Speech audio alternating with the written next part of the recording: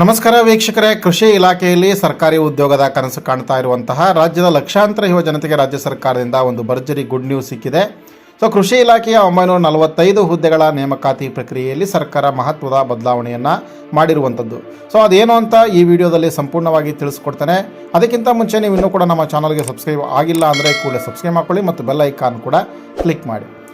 ಸ್ನೇಹಿತರೆ, ರಾಜ್ಯ ಕೃಷಿ ಇಲಾಖೆಯಲ್ಲಿ ಖಾಲಿ ಇರುವ ಸುಮಾರು 945 ಕೃಷಿ ಅಧಿಕಾರಿ ಹಾಗೂ ಸಹಾಯಕ ಕೃಷಿ ಅಧಿಕಾರಿ ಹುದ್ದೆಗಳನ್ನು ಭರ್ತಿ ಮಾಡಲು ಕಳೆದ ವರ್ಷವೇ ನಿರ್ಧರಿಸಲಾಗಿತ್ತು. ಈ ನೇಮಕಾತಿಗೆ ಸಂಬಂಧಪಟ್ಟಂತೆ ಕರ್ನಾಟಕ ಲೋಕಸೇವಾ ಆಯೋಗ ಅಂದರೆ KPSCಗೆ ನೀಡಲಾಗಿತ್ತು. ಆದರೆ ಉದ್ಯೋಗಾಕಾಂಕ್ಷಿಗಳ ಹಿತದೃಷ್ಟಿಯಿಂದ ಈಗ ಆ ಹಳೆಯ ಆದೇಶವನ್ನು ಸರ್ಕಾರ ರದ್ದು ಮಾಡಿರುವಂಥದ್ದು.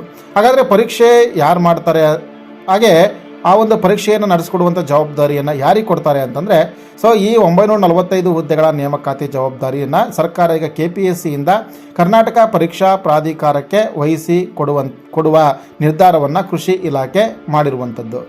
ಈ ಬದಲಾವಣೆ ಯಾಕೆ ಮಾಡಲಾಯಿತು ಅಂತಂದರೆ, ಇತ್ತೀಚೆಗೆ KPSC ನಡೆಸಿದ ಕೆಲವು ಪರೀಕ್ಷೆಗಳಲ್ಲಿ ಅಕ್ರಮಗಳು ಮತ್ತು ವಿಳಂಬಗಳು ಆಗಿದ್ದನ್ನು ನಾವೆಲ್ಲ ನೋಡಿದ್ದೇವೆ.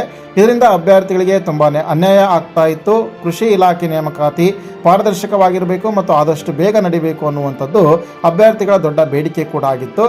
ವಿದ್ಯಾರ್ಥಿಗಳ ಈ ನ್ಯಾಯಯುತ ಮನವಿಗೆ ಸ್ಪಂದಿಸಿರತಕ್ಕಂಥ ಸರ್ಕಾರ ಇಂಥ ಒಂದು ದಿಟ್ಟ ಹೆಜ್ಜೆಯನ್ನು ಇಟ್ಟಿರುವಂಥದ್ದು.